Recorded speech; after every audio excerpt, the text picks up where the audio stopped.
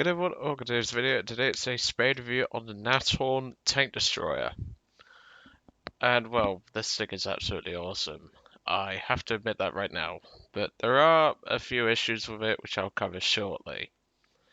Now, if I'm speaking a bit weird, it's because I've got a mouth ulcer and it is right near my it's right near the front of my mouth, so I do apologise. I can't really do much about it. I get up a lot blaming my nana side of the family. But even so. So the Nashorn Tank Destroyer is a battle rating 5.3 tank destroyer, and well, this thing's awesome, as I've said. Obviously, as you can see there, I've got the 109 G10. That plate is not actually spaded. You're not getting a review on it. It's just making a cameo appearance in this battle. So at this time, when I was obviously driving the tank, I had 4 modules left to spade. I'm on about when this battle that I'm going to show you takes place. I was actually on Discord with DTT, the Digital Time Traveler, and I swear he's my lucky charm now. So I'm gonna have to be messaging him and calling him on Discord a lot more. That's for certain. Because during that day, I'd had a lot of bad games in the Nashorn, but I still managed to do reasonably well, and I ended up getting my best game I had in the Nashorn out of it. So that's always nice. So let's go over the tank and let's go over the armor and stuff like that and the gun. Well, for a start, the armor. It's not very good. This thing's not built for its armor. Nashorn in German means rhinoceros. So, and trust me, this thing hits like a rhino. You'll see what I mean when I go over the gun. So, armor. Yeah, not good, is it? 15, 10 millimeters.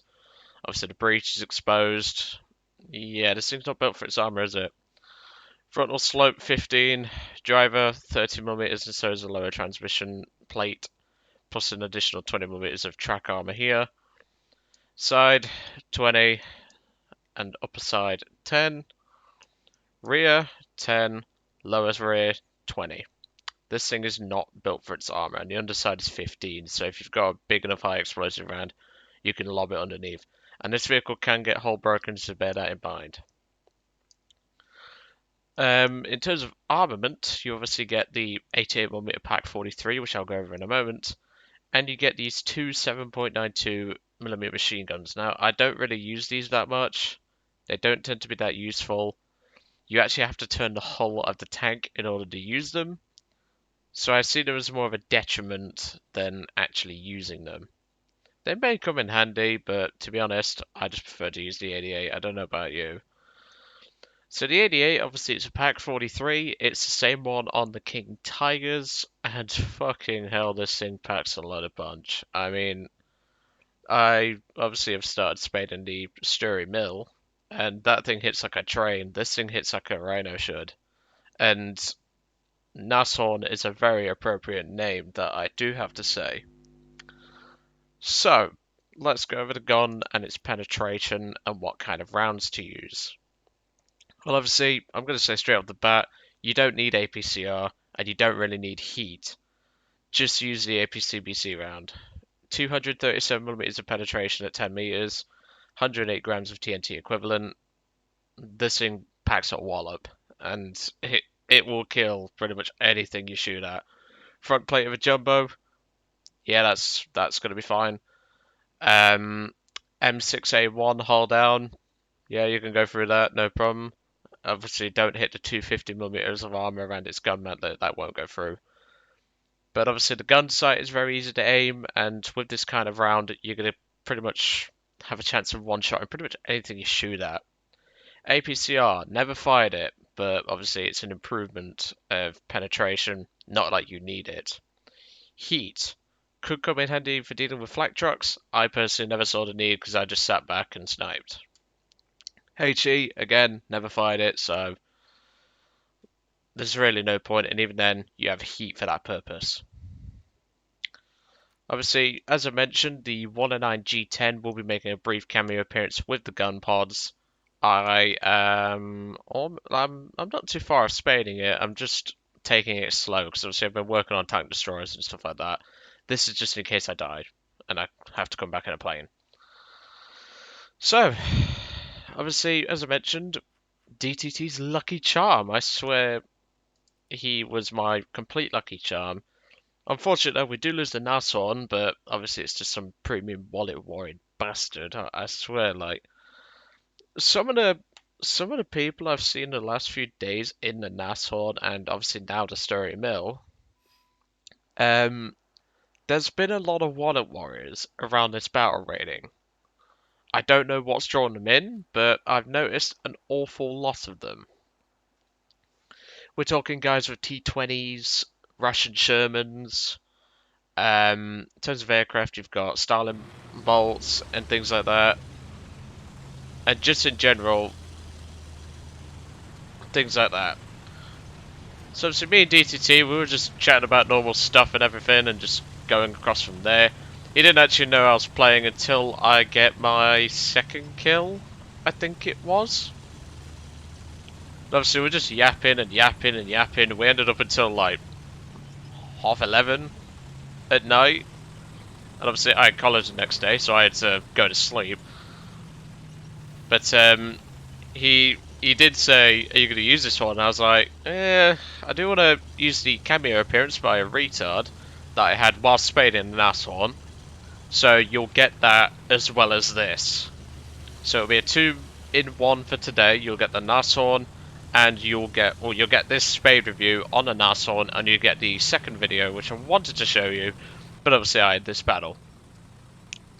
So obviously the Nashorn is not the most agile dancer at the ball. It can maneuver around pretty nicely, obviously once you get the engine spaded, but otherwise it's not gonna get anywhere all that quickly. It's based on a Panzer IV chassis, I think, or it might be a H. Certainly looks like some sort of G chassis. Obviously it's been elongated to accommodate this huge gun, and obviously casemate. The gun can swing 15 degrees to the left and 15 degrees to the right. You get 5 degrees of gun depression and not all that elevation, or not all that much elevation, I should say. So it's got good characteristics. And the turret turns at about 10 to 11 degrees a second. So even with the coverage that you do have, you can get there no problem at all. So we're on Mozdok, and our team has started off pretty poorly. Obviously, the enemy team has rushed in with their M18s and have gone to A and B. There's some poor sod in an M4A1. I think at that point, DTT was just chatting to his missus or something. And, well, that's the end of that Sherman. This long ADA is extremely reliable, I've found. It will slice for anything. The only time I've actually bounced around is if it's at a really steep angle where the shell has no chance to penetrate. I think I hit an M4A3 105 later on, and that is a steep angle, so it doesn't penetrate. That's really the only time this gun is going to bounce, and you'll find that. But obviously, the armor will make a cameo appearance of being crap, because the armor is useless. Don't even bother trying to use this thing as a tank destroyer. I mean, I've seen plenty of VFW players try to play like a heavy tank. You can't in this. I missed that shot just a little bit too low. Obviously, I didn't know he reversed. I fired another round, and it bounces off the front plate. Like I say, it was at a steep angle where I had no chance to penetrate. And obviously, this thing's armor is terrible, so that AP round fired by the Sherman just went straight through. But obviously, it doesn't have enough armor to set off the fuse, so it just went straight through and hit poor Hans in the face. But luckily, this is a 5-crew vehicle, so he was immediately replaced by the poor sod sat in the front. And they just, because Gaijin thinks he just shoved the dead body in the front, where the driver has to smell that shit. I'd probably say the biggest danger to this tank is not just SPAA, but planes, and well, you're going to see that in this battle. So obviously the two loaders, they operate the machine guns, so if you lose your loaders, you lose your machine guns and your fire rate. In fact, I think one of them might be a commander, if I remember rightly. One of them's the commander, one of them's the loader. But overall, you don't want to rely on this thing for armor, and you don't want to lose your loader, because the loader takes this thing down to like 16 seconds of reload, and it really takes time. It really does. Yes, I thought, well, I've got two funny battles, well, pretty good battles to show you.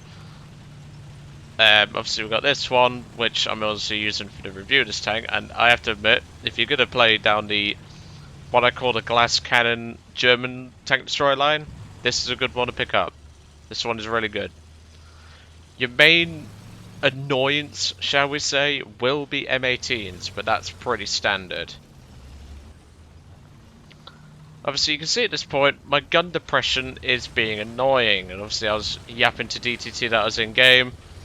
And it's at this point where I go, oh, fuck off, because I didn't think that it could actually penetrate. And obviously it doesn't, because that M403 has a pretty strong transmission plate.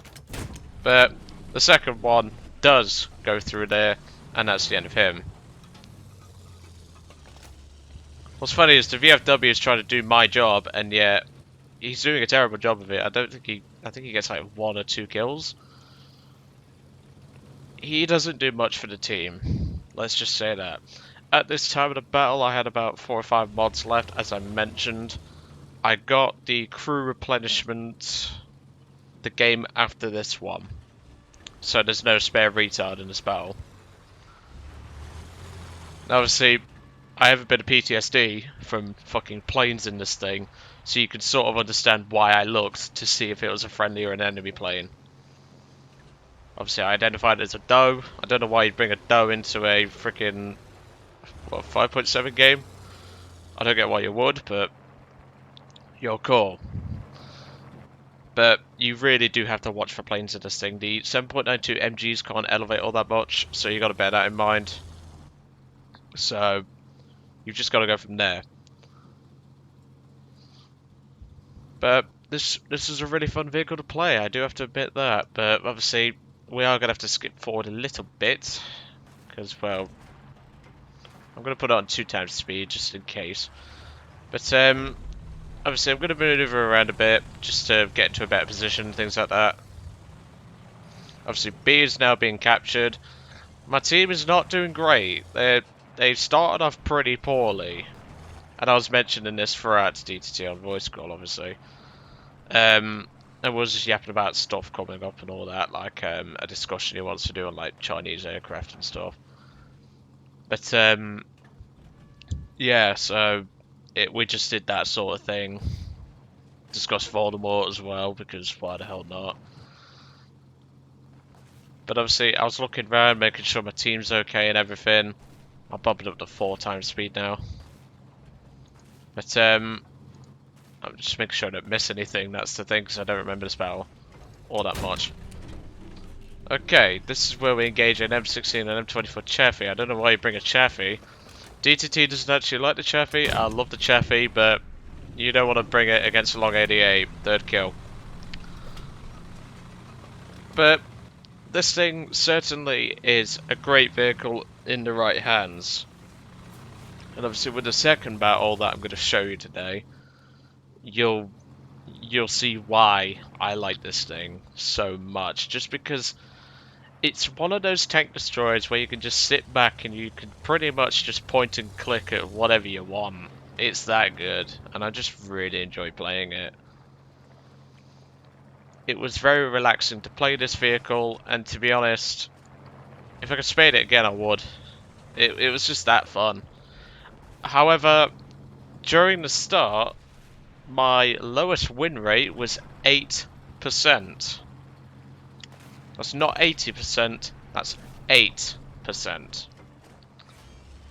German teams were horrible at the start of this Spade. It took me forever to get parts in FPE. But even so, and obviously I'll go over the stats at the end, as I usually do. But this is quite a good spot to get to, just here on the C3 line, or the D4 line, D3 line, I should say. Great spot. Obviously, an M4 Sherman is not going to stop a long 88. Again, there's some very weird players who like to bring in 3.7 tanks against a Nashorn, which, I mean, yeah, they can kill it, but this thing can outsnipe them for days.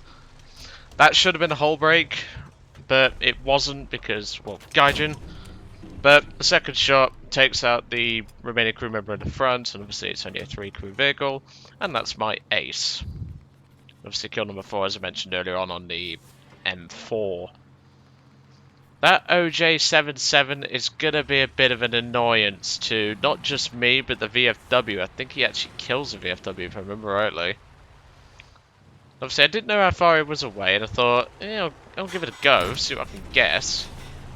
He actually shoots Hans number 4 in the face again. I swear, people... Most of the crew that I lost in this vehicle, funnily enough, was that loader. I think maybe he just had like a... Like the old TV show my dad used to show me when I was younger, Bullseye, and I swear he's just got Bullseye, like a dartboard just painted on his head. But even so, and it's just like, that poor sod has died more times in this tank than the gunner has, which... Oh dear, but you can't make that shit up, I swear.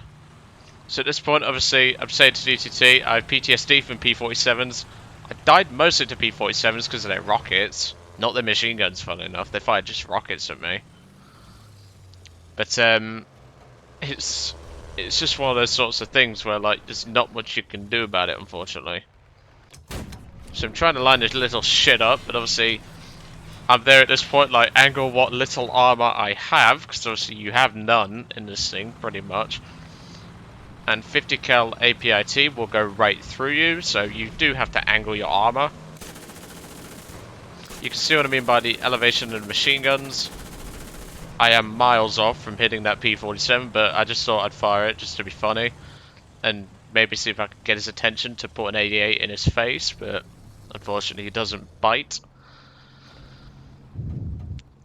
But you can see, obviously, the gun depression is a bit limiting. When I was playing the stereo mill last night, I was able to drop the gun down pretty nicely, and, oh, that 15 degrees of gun depression, I tell you, it's insane.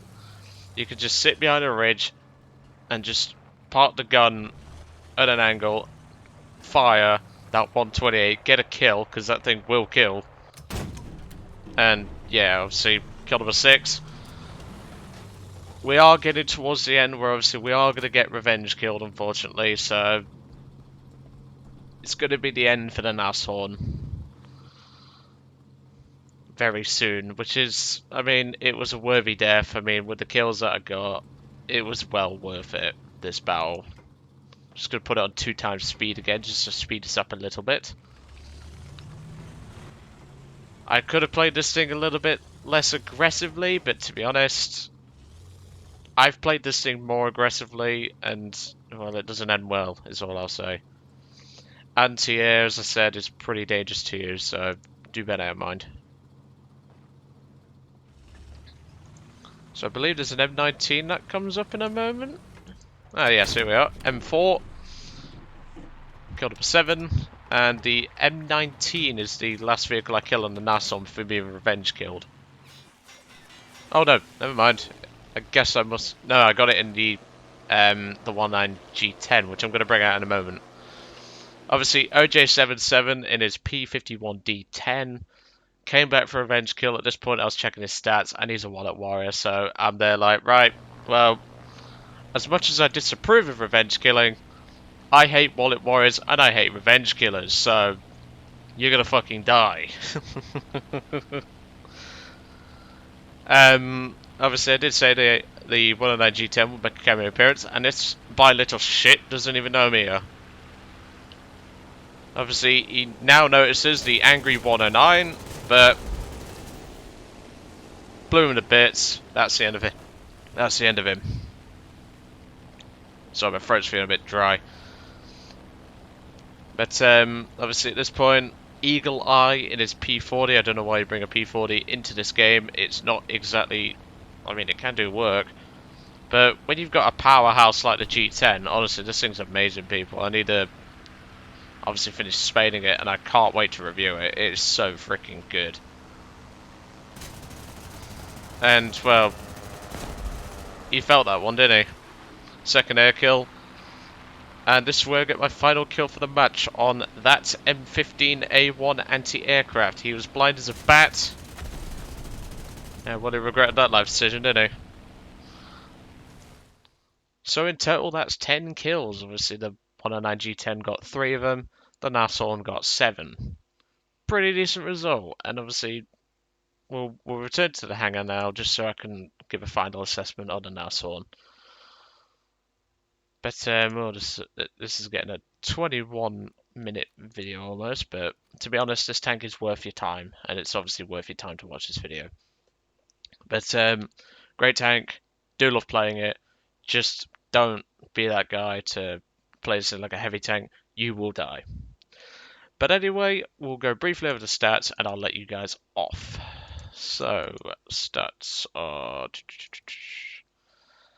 19 deaths, 111 kills, no air kills sadly. I wasn't able to put an 88 in anyone's face. But obviously this isn't the first time you'll see the Nashorn today. You'll see the second battle that I'm going to show you after this one at 4:30 UK time. But anyway, I'll let you guys off. Hope you enjoyed, and I'll see you all on the next one.